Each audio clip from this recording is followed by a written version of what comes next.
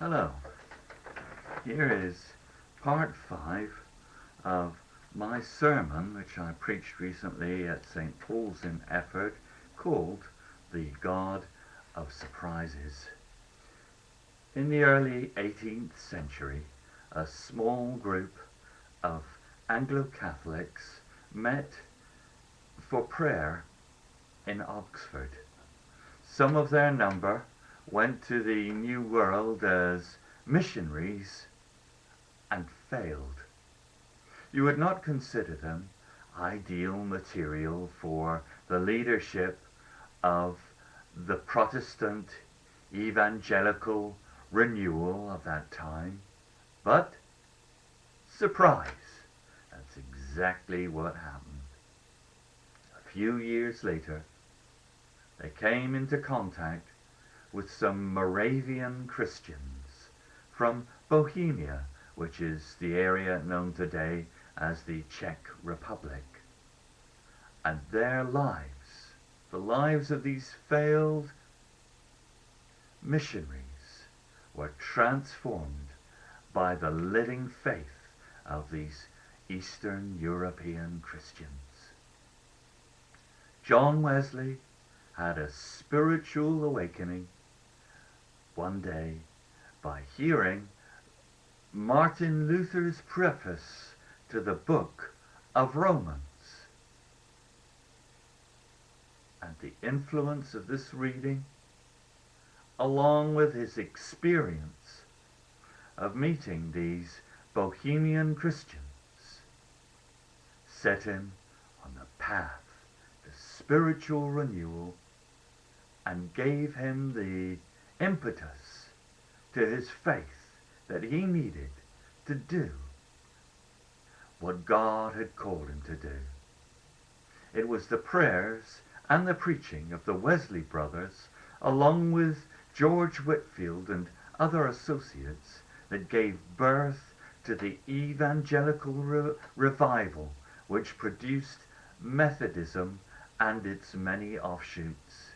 It is estimated that today, worldwide, there are about 70 million Methodist Christians.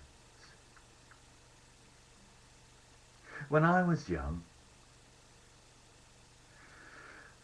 well, I say young, when I was in my late teens and early 20s, Christian missionaries were still licking their emotional wounds from their expulsion by the communist authorities. They had been missionaries in China, and they had loved the people of that country. The work of the China Inland Mission, founded by Hudson Taylor in 1865, also known as the Overseas Missionary Fellowship, is well known throughout the world and was certainly well known at the time of the expulsion. Broken-hearted missionaries returned to England in despair. Christians in the West wondered if the church in China could survive. Surprise! Today, the church in China may number as many as 100 million.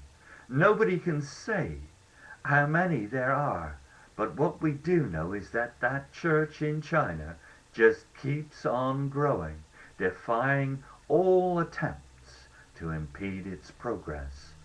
All over China, brave Chinese Christians express their faith in the risen Lord. If you've never read the story of the China Inland Mission and you want to be inspired, then I can recommend it to you. At the beginning of the last century, Pentecostalism and the charismatic movement was barely a blip on the Christian map, and hardly mentioned, hardly considered on the world scene. It is thought to have emerged from the Methodist holiness movement.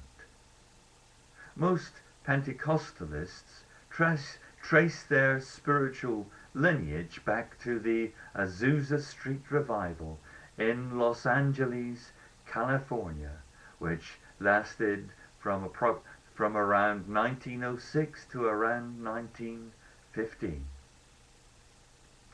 Today, it would be quite impossible to guess the number of Pentecostal and charismatic Christians. There are countless millions of them all over the world.